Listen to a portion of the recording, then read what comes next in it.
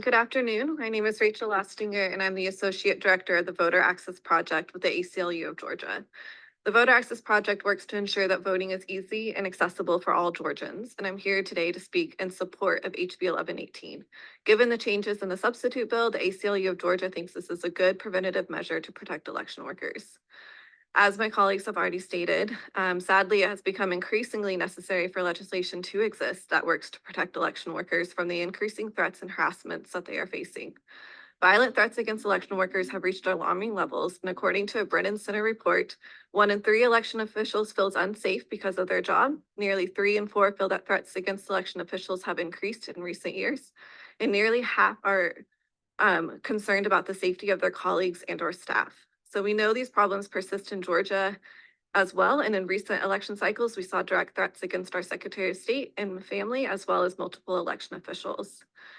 I personally know many of these election officials and can attest that their stories are real and that their stories are very emotional.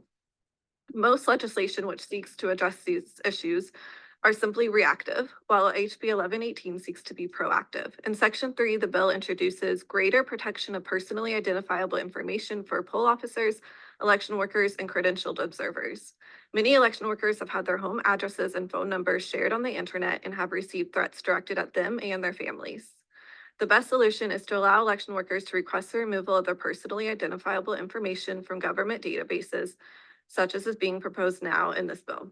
By passing this bill, we will join the growing number of states that have already accomplished this through legislation such as Colorado and Arizona. So I'll end with saying that in that same Brennan Center report, only 54% of the surveyed election officials say their state government is doing a good job supporting them in their roles.